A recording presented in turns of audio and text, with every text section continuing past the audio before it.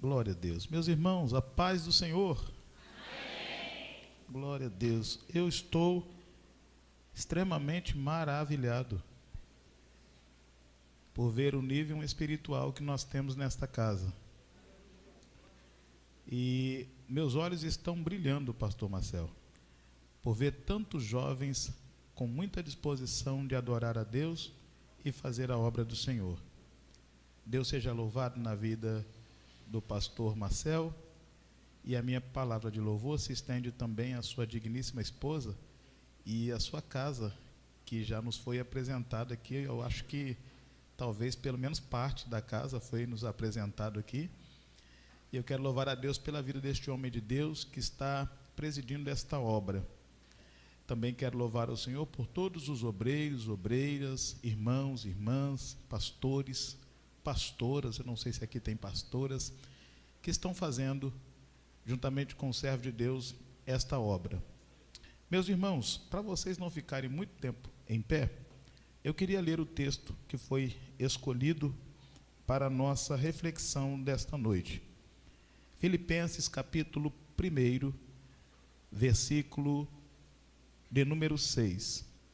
E eu queria ler a partir do versículo 3. Carta de Paulo aos Filipenses, capítulo 1, eu vou ler a partir do versículo 3.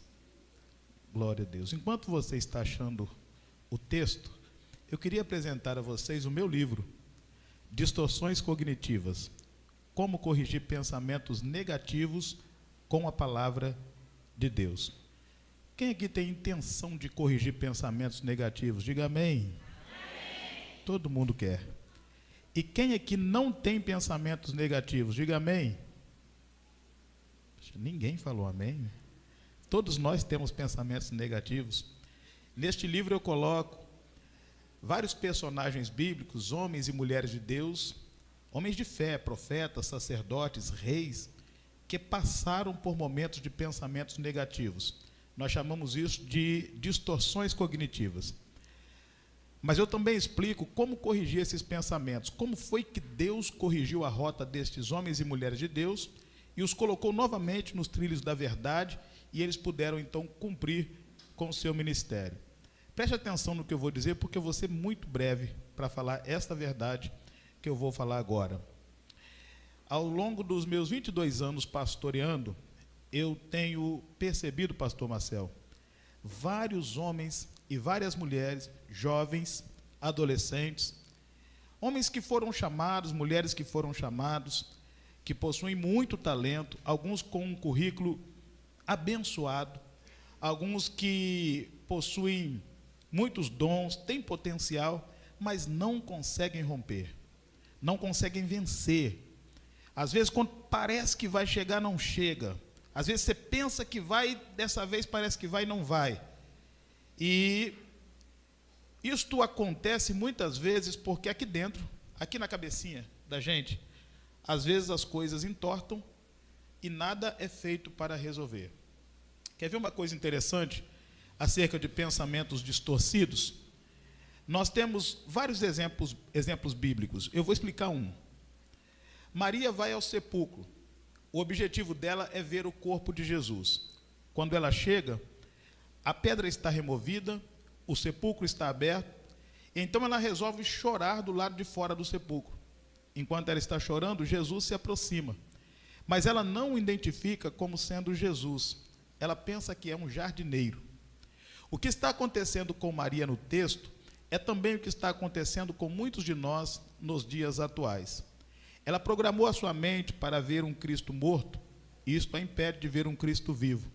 Ela programou a sua mente para ver um Cristo deitado, e isto a impede de ver um Cristo de pé. Ela programou a sua mente para ver um Cristo sepultado, e isto a impede de ver um Cristo ressuscitado. Uma programação mental distorcida pode fazer você ver a realidade diferente do que ela é. E, de repente, você está chorando e lamentando, quando o céu já sinalizou que é tempo de sorrir. Então, o livro Distorções Cognitivas é para você. Diga isso para o irmão que está do seu lado. O livro Distorções Cognitivas é para você. Agora diga para ele assim: aquele lá que você está olhando, aponta aqui para o livro, esse livro aqui, ó, aquele lá que você está olhando é do pastor Marcel. Vem cá, homem de Deus.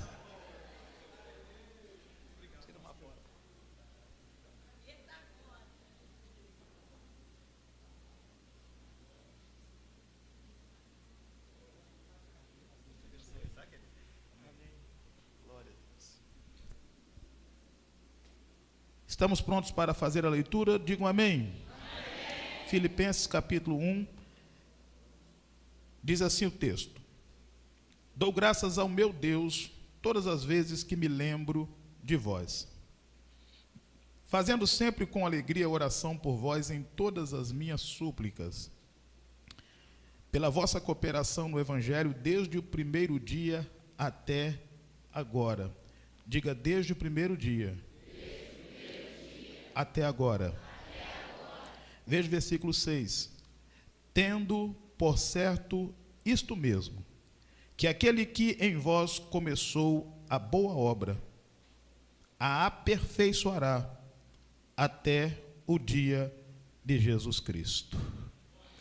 Antes de você tomar assento, diga para a pessoa que está do seu lado: Deus não vai deixar nada pela metade.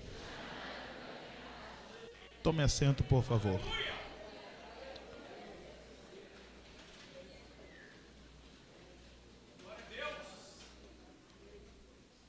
Queridos, eu vou ser breve na palavra que Deus colocou em meu coração para o seu coração nesta noite. E por isso eu peço que você redobre a sua atenção. O texto que nós estamos lendo é um dos textos mais formidáveis de todo o Novo Testamento. A carta que Paulo escreveu aos Filipenses é conhecida, e quem me antecedeu aqui já falou, como a carta da alegria. Paulo está preso em uma cadeia em Roma. No entanto, nós vamos ver nesta carta cerca de 16 vezes o apóstolo falando para que estes irmãos se alegrem, para que eles ficassem contentes, para que eles, em outras versões diz, regozijassem. É interessante nós pensarmos como foi o início da igreja de Filipos, porque isso também tem a ver com o início da igreja aqui em Miraí, e tem a ver com o início de qualquer igreja que Deus colocou no coração de um pastor para que se plantasse em um determinado local. A história da igreja de Filipos começa em Atos capítulo 16. A Bíblia diz que Paulo tem um ardor missionário, uma força missionária, uma vontade de fazer a obra, uma vontade de expandir o reino, uma vontade de pregar o evangelho. E como missionário, o seu coração está ardendo. Ele já tinha percorrido vários espaços do mundo antigo e o projeto dele agora era ir para a Ásia. Então Paulo diz isso para a sua caravana: nós vamos agora para a Ásia. Mas diz a Bíblia em Atos 16 que o Espírito do Senhor bloqueou os caminhos de Paulo e não permitiu que Paulo fosse para a Ásia. Está escrito lá literalmente, e eu gosto desse texto: o Espírito do Senhor não permitiu que ele fosse. Então Paulo diz: já que Deus não permitiu ir para a Ásia, eu vou ir para a Bitínia, uma outra região. E o texto sagrado também vai dizer pela segunda vez: mas o Espírito do Senhor não lhe permitiu. Eu acho lindo este texto porque existem algumas coisas na nossa vida que na nossa mente, no nosso coração, são boas. E nós queremos fazer, a intenção de realizar, mas Deus não nos permite. E tudo que nós devemos aprender neste exato momento é que o não de Deus é uma bênção para as nossas vidas. Se Deus disser não para o namoro, então é não. Se Deus disser não para uma porta que Ele fechou, então é não. Se Deus disser não para um projeto seu, para uma negociação, para um negócio, é não. O não de Deus sempre vai ser uma bênção para nós. Por quê, pastor? Porque se Deus mandar você renunciar a algo, Ele vai colocar algo melhor no lugar daquilo que você renunciou. E eu tenho para a igreja batista viver aqui Miraí uma palavra nesta noite. Se Deus não permitir que você vá por este caminho, é porque Ele tem caminhos melhores preparados para você.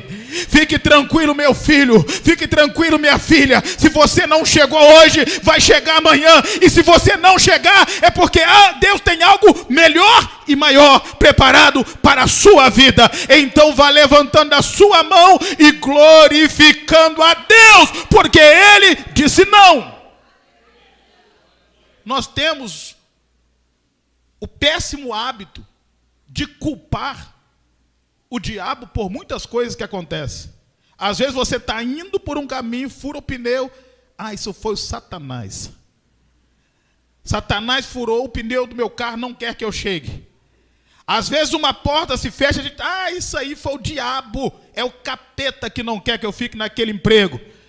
Deixa eu lhe dizer uma coisa. Se você está nas mãos de Deus, o que funciona na sua vida não é mandinga, não é obra feita nas mata-virgens, nas encruzilhadas, no cemitério, não é obra feita na macumbaria, na umbanda, na quimbanda. O que funciona na sua vida é a providência de Deus. Pastor Jean, e o que é a providência? Romanos 8:28. Todas as coisas cooperam para o bem daqueles que amam a Deus. E se você entende isto, levante a mão para cima e exalte o nome de Jesus e diga para Ele: Jesus, obrigado porque o Senhor está cuidando de mim, da minha casa e dos meus. Aleluias. O pessoal tem costume aqui, pastor, de tocar? Tem? Aí. Fique à vontade, querido. Eu estou começando ainda a esquentar as turbinas aqui. Eu quero dizer para vocês que eu estou muito à vontade. Aleluia. Eu sou batisteriano aqui nessa noite. Aliás, eu esqueci de me apresentar. Sou pastor na Igreja Assembleia de Deus lá em Mar de Espanha. Já há 5 anos que nós estamos ali fazendo a obra do Senhor. Preste atenção. Paulo, em Atos 16, tem um projeto. E eu não sei se você tem um projeto. Mas para o projeto de Paulo, em Atos 16, Deus diz não.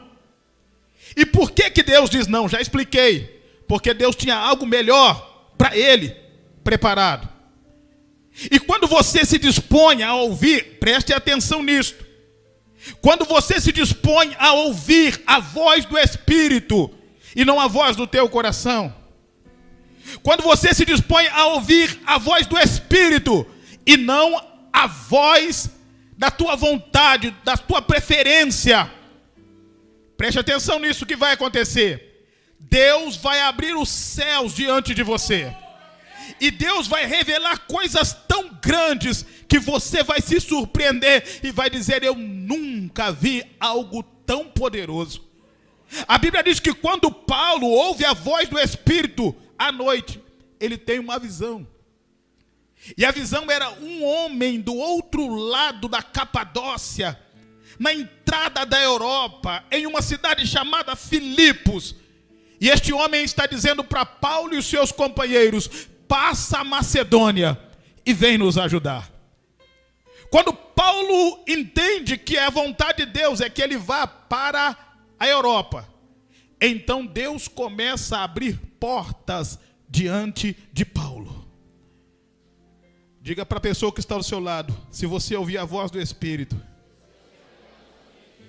Deus vai começar a abrir portas diante de você. A Bíblia diz que Deus vai abrir portas diante de Paulo. Porque quando Paulo vai em direção à Europa, Deus abre a porta da Europa. Aí Paulo caminha mais um pouquinho, a primeira cidade da Europa era Filipos. Deus abre a porta de Filipos. A Bíblia diz que Paulo, enquanto está em Filipos, ali não tinha uma sinagoga, ele resolve orar do lado do rio. E ali tem algumas mulheres lavando roupa, entre elas Lídia, vendedora de púrpura de Tiatira. E o texto diz, você pode ler depois, Deus abre o coração de Lídia para ouvir a palavra. A Bíblia diz que enquanto Paulo está pregando, alguns convertidos estão naquela cidade. Então uma jovem que tinha espírito de adivinhação começa a acompanhar Paulo e começa a lisonjeá-lo e começa a elogiá-lo e dizer: este homem que está entre nós, eles são homens de Deus. Enquanto ela está dizendo isto, Paulo não aceita o elogio, mas ele entende que aquele elogio não é de Deus. Você sabia que existem elogios que não são de Deus? Ele olha para a jovem e diz para ela: sai dela, espírito maligno. E o espírito maligno sai dela. E Deus abre a porta da libertação. Quando o espírito maligno sai daquela jovem que tinha espírito de adivinhação e dava lucro aos seus senhores naquela cidade, a primeira coisa que eles fazem é prender Paulo. E prendem Paulo e Silas. Eles estão trancados, estão dentro de um calabouço, os pés estão no tronco, eles estão acorrentados.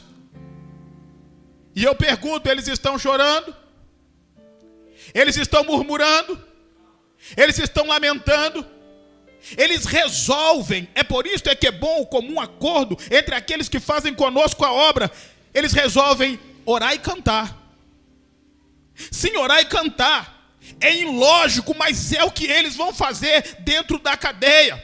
Porque muitas vezes Deus vai te convidar a fazer coisas ilógicas, mesmo diante do momento de sofrimento. Mas aquilo que Deus lhe convidar para fazer, que seja ilógico, como encher talhas de água, como bater com um pedaço de madeira na água. Se Deus mandar encher a talha de água, Ele vai fazer virar vinho. Se Deus mandar bater o cajado na água, as águas vão se abrir. Se Deus mandar ferir a rocha vai jorrar água. Se for ilógico, mas veio de Deus, abre a boca e profetiza, porque o milagre vai acontecer. Ele é machuriana labacheia. Paulo e Silas resolvem fazer algo ilógico. E aqui eu me lembro de Einstein, os maiores cientistas que este mundo já conheceu. Einstein dizia o seguinte: é tolice fazer as mesmas coisas e esperar resultados diferentes. De repente, se você está fazendo a mesma coisa, vá para o joelho, meu irmão. Vá para o joelho, minha irmã. Vai dizer: Deus, o que o Senhor quer que eu faça? Qual é a estratégia? Qual é o meio? Qual é o projeto que o Senhor quer? O que o Senhor quer que eu mude? Porque comece a ouvir a voz do Espírito. Porque Deus continuará abrindo portas. Deus continuará abrindo portas. E eu não planejei para falar isso aqui, pastor Marcel, mas Deus está colocando no meu coração. Comece a ouvir a voz do Espírito, porque Deus vai começar a abrir portas. A Bíblia diz que eles começam a orar, começam a cantar. E de repente, você conhece o texto, perto da meia-noite, Paulo e Silas oravam e cantavam. Cantavam e oravam. Oravam e cantavam. A minha esperança é que Deus levante uma geração que ore e cante como Paulo e Silas. Porque a Bíblia diz que enquanto eles estavam orando e cantando, as portas da prisão se abriram. O cárcere tremeu. A Bíblia diz que o carcereiro que estava ali dentro arrancou da espada e queria se matar. Mas Paulo e Silas lá de dentro gritaram: não lhe faça dano algum. E o carcereiro diz: o que eu devo fazer para ser salvo? Paulo e Silas bradam lá de dentro: crê no Senhor Jesus e será salvo tu e a tua casa. Naquela hora, Deus abre o coração do carcereiro para ouvir a palavra. E como eu disse, o Deus que abre portas continua abrindo portas, porque Deus abre a casa do carcereiro para receber eles. E depois Deus abre o coração da família do carcereiro para receber o evangelho que eles pregaram. Ouvir a voz do Espírito é como chave no mundo que nós vivemos. Deus nos abre portas. E eu só estou aqui nesta noite porque Deus nos abre portas. Se você se dispor a ouvir a voz do Espírito, se prepare, porque portas que você jamais imaginou vão começar a se escancarar diante da sua vida. Quantos creem nisso? Levante a sua mão e adore ao nome de Jesus nesta noite. Paulo funda uma igreja em Filipos, e é para esta igreja que ele está escrevendo aqui, no texto que nós lemos.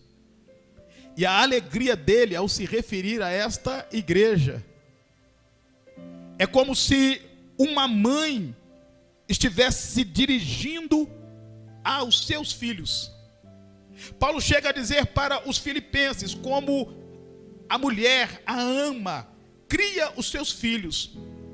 Assim eu me lembro de vocês, da alegria de vocês, do sorriso de vocês, da unção de vocês, da comunhão de vocês, da unidade de vocês, da adoração de vocês. Todas as vezes que eu me lembro de vocês, olha irmãos, Paulo estava do outro lado, no norte da Capadócia, e ele está dizendo, eu estou distante, mas o meu coração está com essa igreja, e essa igreja está no meu coração. Coisa boa é quando um pastor ama uma igreja para dizer o que Paulo está dizendo acerca desta igreja. E esta igreja estava um tanto quanto triste, abatida, porque eles estavam longe de Paulo e sabiam que Paulo estava longe deles. E a palavra era uma só: como é que vocês continuam pregando, cantando, ensinando, evangelizando? Como é que vocês continuam construindo, expandindo? Tendo um pastor preso, está envergonhado, está atrás das grades. E é nessa hora que o Espírito de Deus vai lá dentro do calabouço, sopra no ouvido de Paulo. Paulo pega a pena e começa a escrever a carta que ele escreveu. E diz assim: tenho por certo isto, que aquele que em vós começou a boa obra, ele vai completar até o dia de Cristo Jesus. Eu não sei se você consegue entender. Paulo está dizendo para aquela igreja, e é Paulo que está dizendo, com Paulo ou sem Paulo, a obra vai continuar. Com recurso ou sem recurso, a obra vai continuar. Com prestígio ou sem prestígio, a obra vai continuar. Por que, Paulo? Porque o dono da igreja não é Paulo, não é Silas, não é João, não é Pedro. O dono da igreja de Filipos, o dono da igreja Batista Reviver, é Jesus Cristo de Nazaré.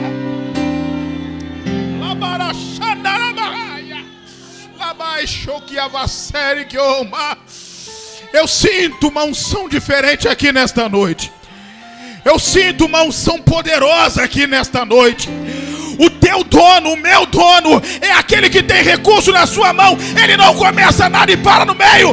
Ele vai concluir a obra que ele começou a fazer. Quantos podem levantar a sua mão e adorar ao nome de Jesus? Olhe para cá. Olha que coisa linda nós encontramos nesse texto. Eu, como amo esta questão de Bíblia, teologia, estudar a Bíblia, estudar Deus, homilética, a arte de pregar, eu olho para esse texto e consigo pensar em 4 divisões aqui. A primeira divisão é esta: Paulo está dizendo para os irmãos, tenho por certo isto. Quando Paulo diz tenho por certo isto, ele está dizendo, eu tenho por convicção isto. Eu tenho certeza disto. É algo que está firmado no meu coração, uma fé inabalável. Paulo não está dizendo assim, teve um momento que eu titubeei. Teve uma hora que eu comecei a esmurecer, a perder a fé. Não. Tenho por certo isso, Filipenses. Eu tenho certeza. Está preso, mas tem certeza. Está sofrendo, mas tem certeza. Está vivendo um momento de escassez, mas tem uma certeza. Está passando por momentos de angústia, de sofrimento, mas tem uma certeza. As coisas não estão acontecendo como você planejou, mas há uma certeza no teu coração, há uma fé no seu coração, há uma firmeza no seu coração. Paulo está preso, enfrentando circunstâncias adversas, mas a sua confiança não é abalada, a sua certeza é firme, porque a sua certeza não está na circunstância, a sua certeza está no Deus que começou a boa obra. Eu estou certo, porque a minha certeza não está baseada nos meus talentos, na minha força, nos dons que eu tenho. A minha certeza está baseada na fidelidade de Cristo Jesus. Diga para a pessoa que está do seu lado: a minha fé está firmada na pessoa de Jesus Cristo, o meu e o teu Senhor. Aleluia. Diga para ele assim: é por isso que eu sou crente. Aleluia. Aleluia, que eu me lembro do próprio Paulo dizendo agora para Timóteo: Timóteo, palavra fiel é esta, meu filho, e digna de toda aceitação. Se nós morrermos com ele nós viveremos. Se nós sofremos com ele nós reinaremos. Se nós negarmos ele nos negará. Mas se formos infiéis, ele permanece fiel, não pode negar a si mesmo. Ele é fiel, igreja de Miraí. Ele é fiel, irmã. Ele é fiel, irmã. Aguenta firme, aperta o cinto, porque aquele que começou a boa obra só está começando. Levanta a mão e adore.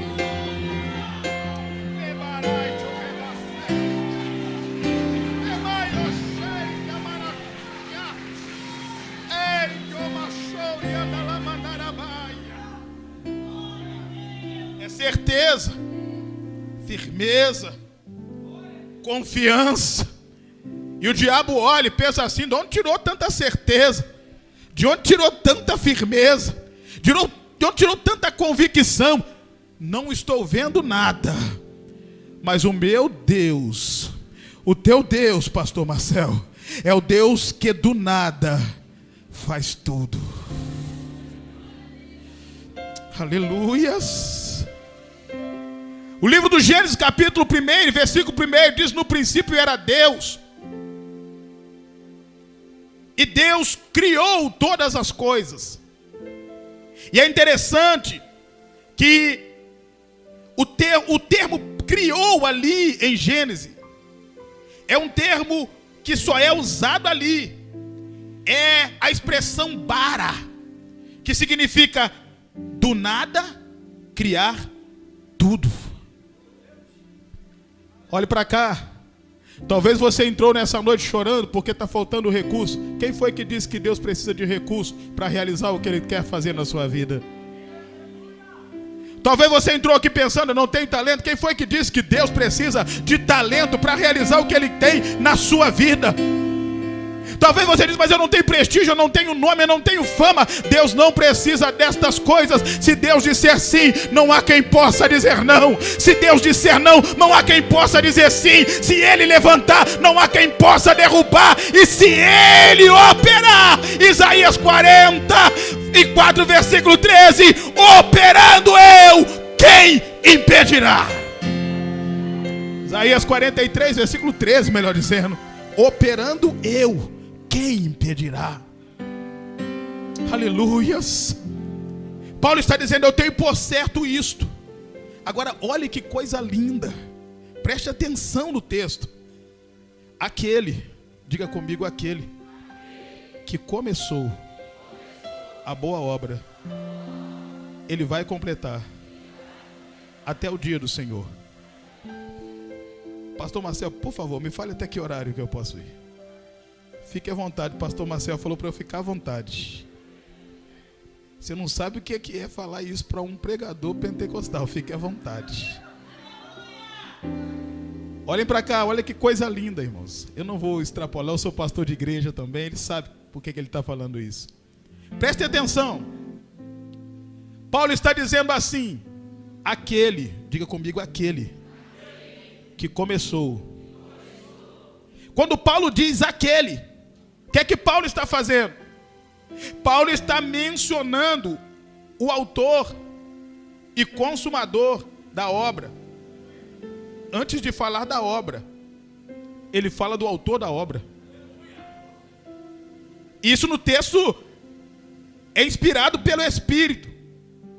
Antes de falar da obra, ele fala do autor da obra. Por quê, pastor? Alguns aqui já entenderam.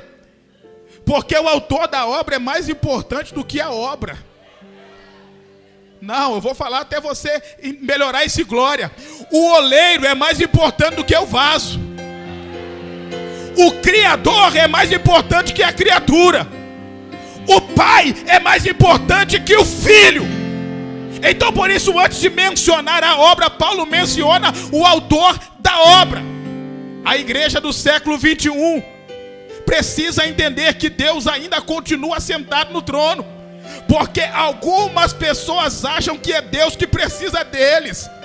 E algumas pessoas acham que Deus está assentado ao estrado dos seus pés e podem até dar ordem e decretar coisas para Deus. Mas mais do que nunca, nós precisamos proclamar que Deus continua sendo soberano. Pastor, o que o senhor está querendo dizer? Eu vou melhorar.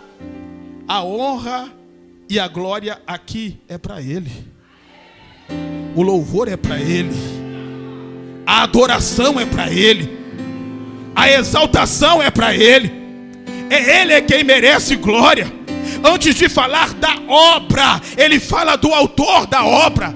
Quem merece glória não é a obra, é o autor da obra.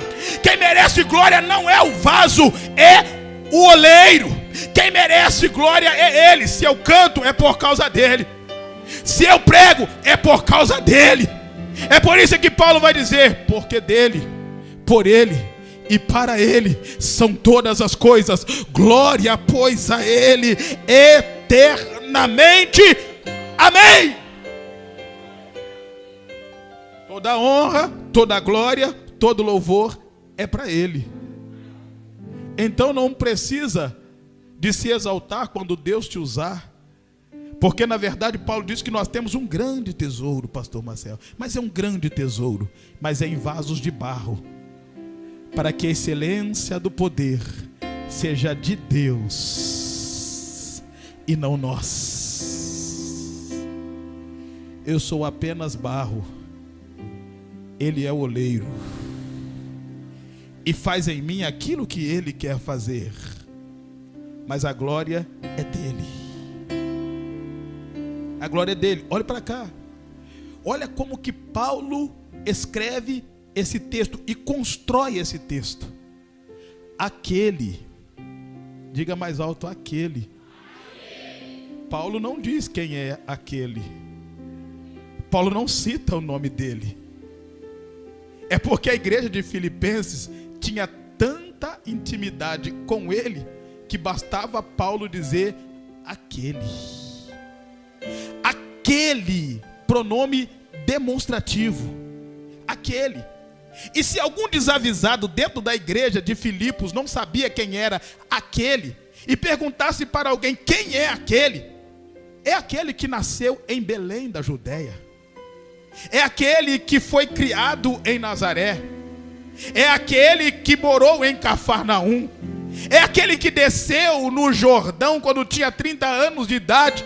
O céu se abriu, o Pai falou e o Espírito desceu. Ele é aquele que fez o mudo falar.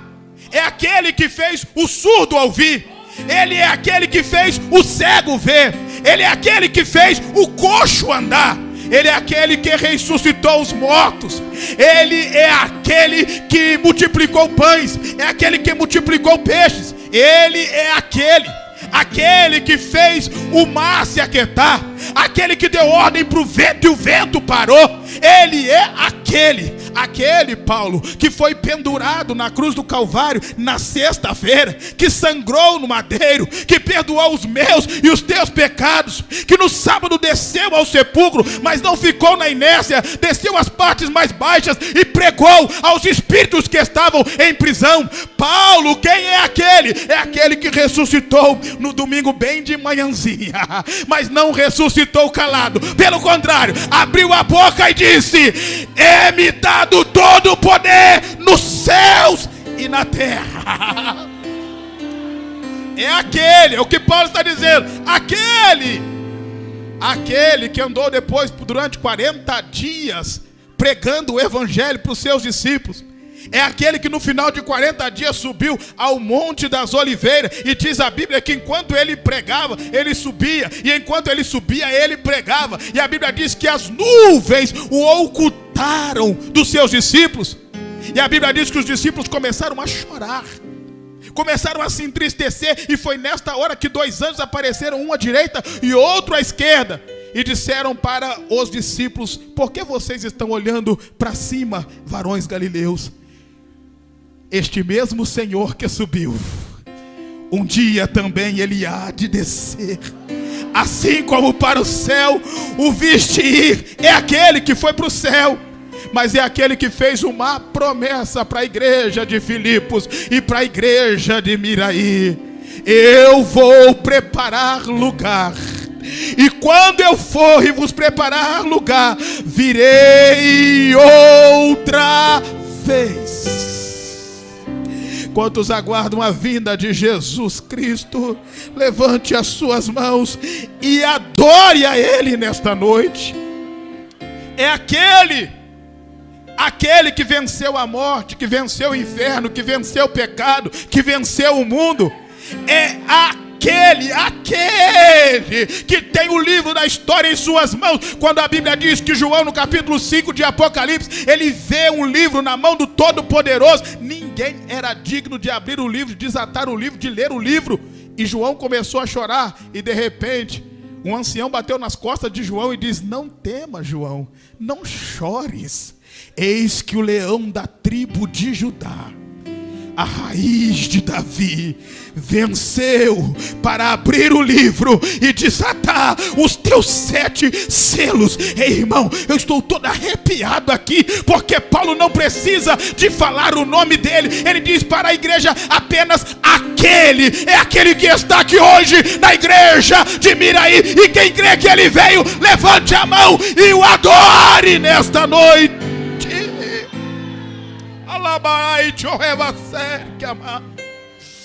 Aquele, Paulo, é aquele que não nos desampara quando nós estamos caídos. É aquele que te socorre quando alguém passa de largo e não dá atenção.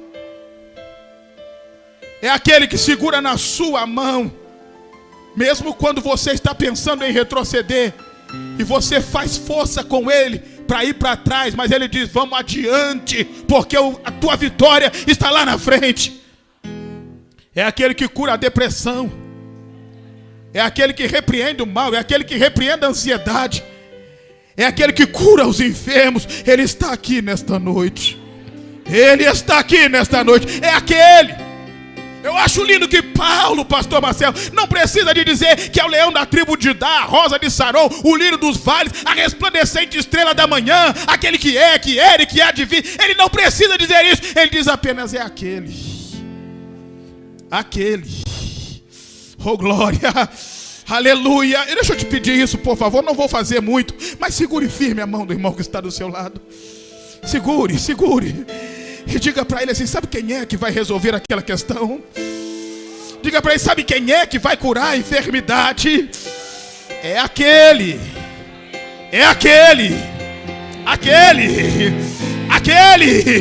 Olá, macheia, uramacando arabachurabai. Aquele. Levante a mão e adore ao Senhor, pelo menos por 1 minuto nesta noite. Exalte o nome do Cordeiro de Deus que tira o pecado do mundo. Exalte o nome do Cristo Redentor, do Cristo vivo, do Cristo vencedor. Adore, adore, adore, adore.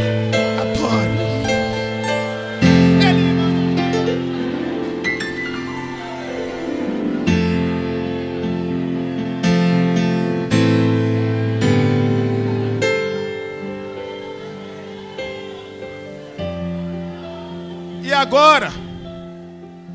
Quem vai te ajudar? Você diz só assim: é aquele. Aleluias. É aquele. Paulo diz que é aquele. E eu vou terminar agora. Preste atenção. Aquele que começou. Diga comigo assim: só começou. Ele só começou. Está chorando por quê? Ele só começou. Está pensando em parar por quê? Ele só começou. Está murmurando por quê? Ele só começou. Começou o quê, Paulo? Começou a boa obra. Oh, glórias. Só para eu continuar pregando, você sabe que boa obra é esta que Paulo está mencionando aqui.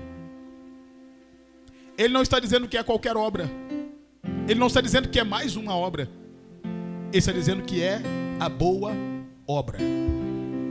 Como eu já percebi que esta igreja interage com a gente, pastor Marcelo, o senhor está de parabéns.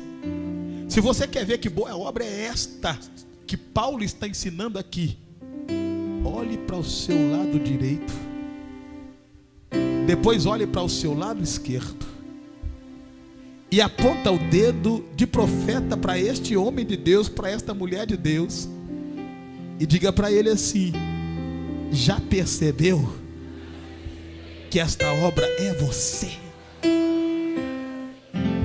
Aleluias. Deus está fazendo algo lindo na sua vida.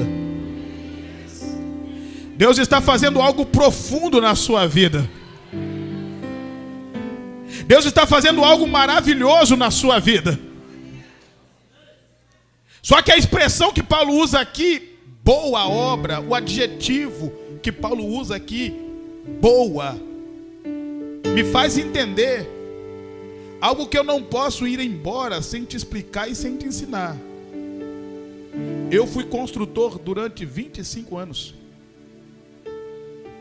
Desde criança acompanhei meus pais fazendo obras. E eu posso lhe dizer com propriedade: nenhuma boa obra começa por cima, ela começa por baixo. Nenhuma obra começa com o telhado. Ninguém bate a laje sem primeiro lançar a fundação. Alguns anos depois eu fui fazer um curso de mestre de obra, e lá tem uma matéria chamada geotecnia. Quem é de obra aqui deve conhecer geotecnia. Quem estuda geotecnia sabe que se você fazer uma sondagem, achar a rocha, cravar a fundação do prédio na rocha, pode vir o peso que vier, a obra não cai. Pode vir o vento que vier, a obra não cai. Por quê, pastor?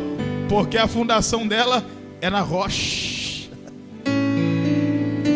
O que a geotecnia ensina hoje, a Bíblia já dizia em Mateus 7: aquele que ouve as minhas palavras e as guardam, eu assemelhá-lo-ei ao homem prudente, que edificou a sua casa sobre a rocha.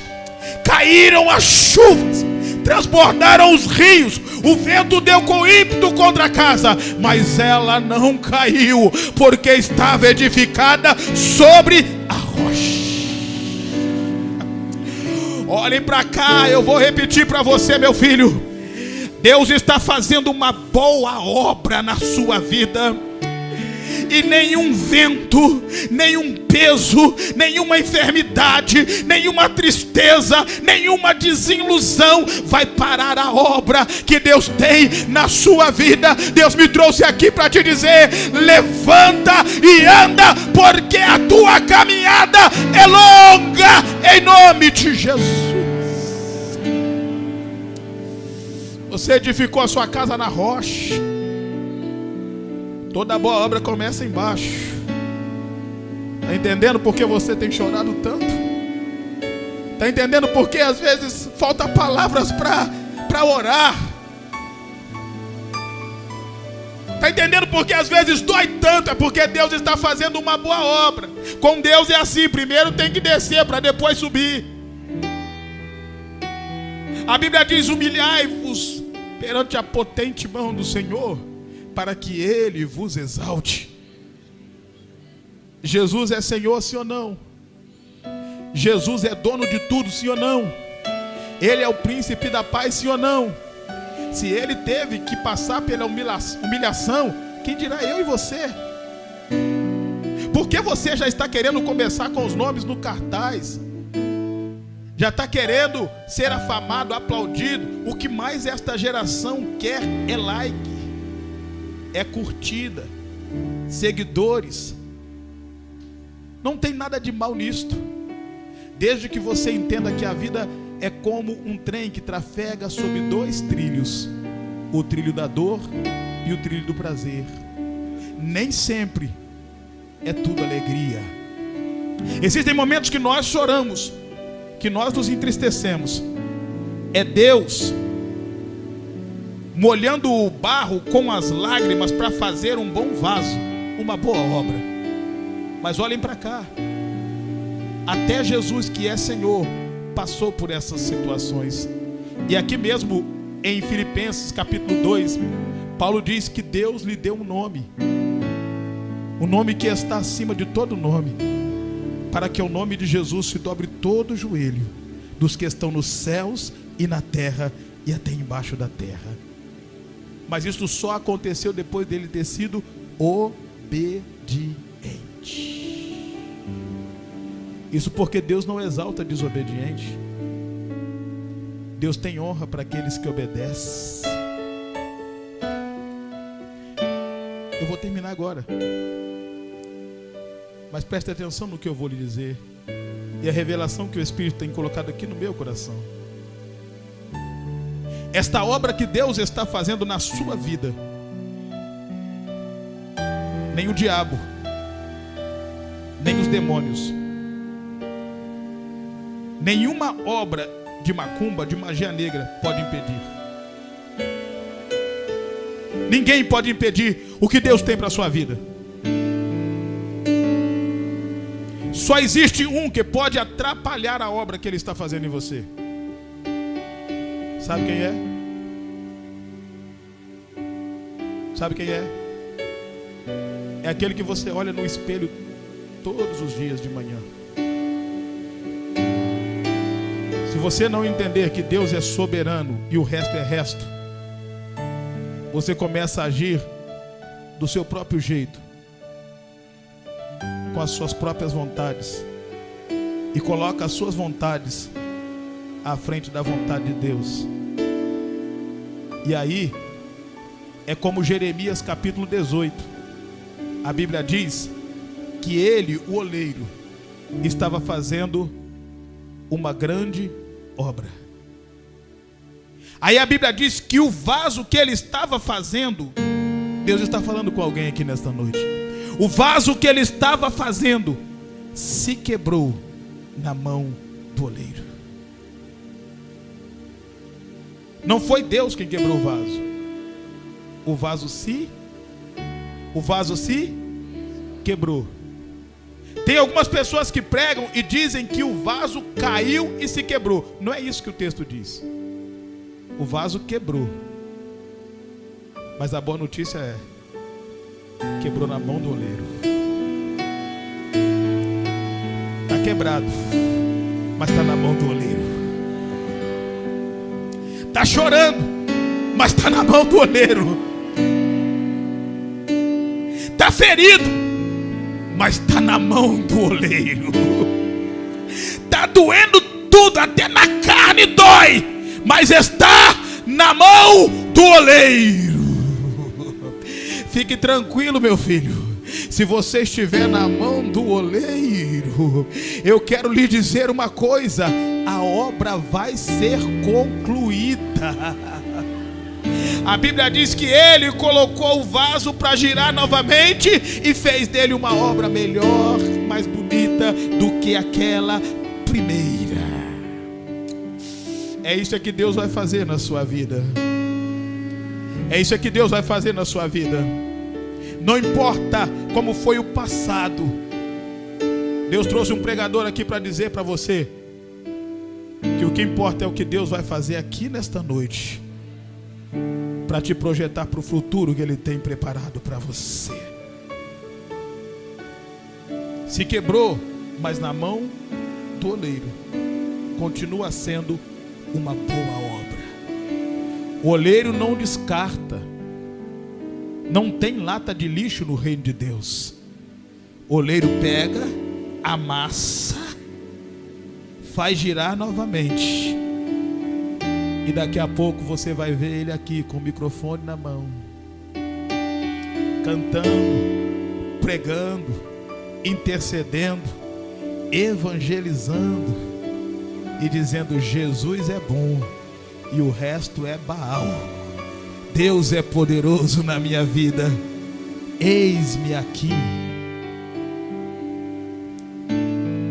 Diga para a pessoa que está do seu lado: aquele que começou, ele está só começando. É só o começo. Aguenta firme, porque tem muita coisa para acontecer.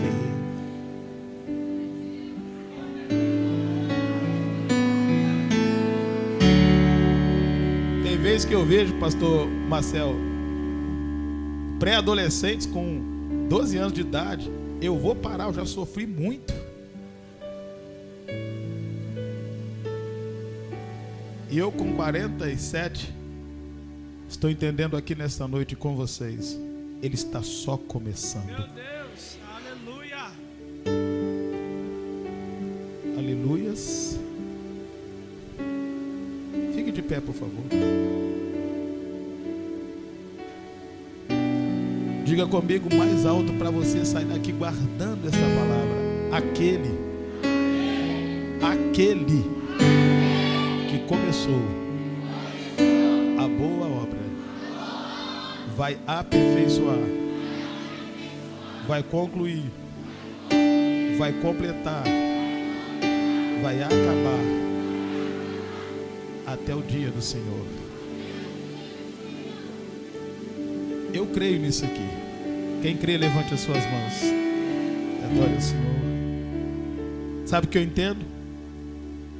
É que todos nós que aqui estamos deveríamos andar com uma plaquinha na testa, dizendo assim: estou em construção. Tem alguns que a obra completa mais rápido, tem outros que a obra vai mais devagar.